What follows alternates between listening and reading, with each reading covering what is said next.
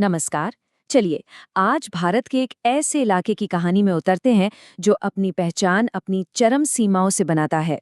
हम बात कर रहे हैं बांदा की, उत्तर प्रदेश का एक ऐसा जिला जहां जिंदगी आसान नहीं है। 49 डिग्री सेल्सियस। जरा एक पल के लिए इस नंबर को महसूस कीजिए।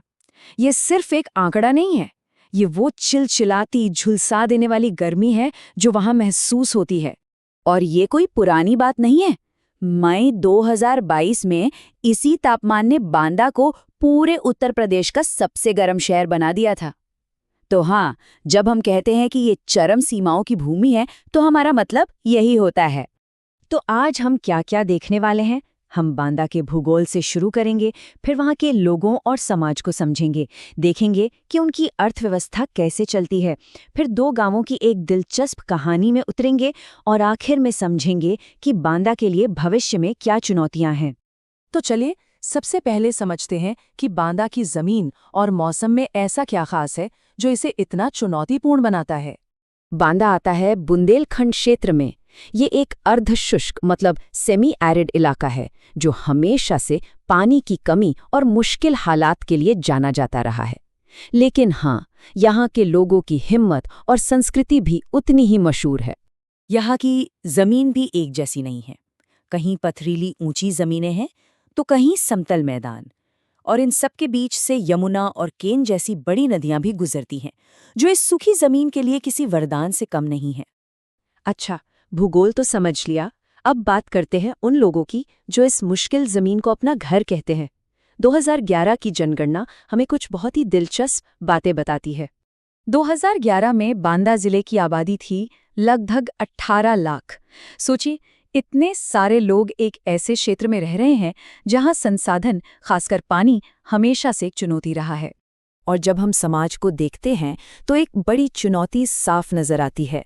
जहां पुरुषों में साक्षरता दर लगभग 78% है, वहीं महिलाओं में ये आंकड़ा गिरकर सिर्फ 54% रह जाता है। ये एक बहुत बड़ा अंतर है। ये सामाजिक असंतुलन लिंगानुपात में और भी ज्यादा दिखता है। बांदा में हर 1000 पुरुषों पर सिर्फ 863 महिलाएं हैं, जबकि पूरे भारत का औसत 940 है।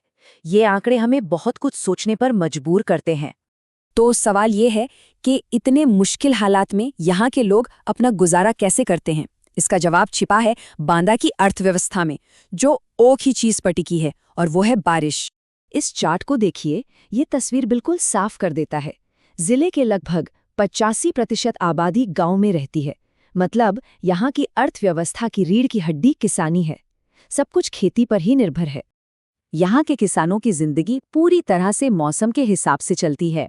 दो मुख्य फसलें होती हैं, खरीफ जो पूरी तरह मानसून पर निर्भर है, और रबी जो सर्दियों की फसल है।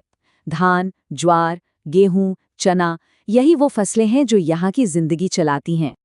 तो सबसे बड़ा सवाल, क्या होता है जब ये मानसून, जिस पर सब कुछ टिका है, धोखा दे जाता है?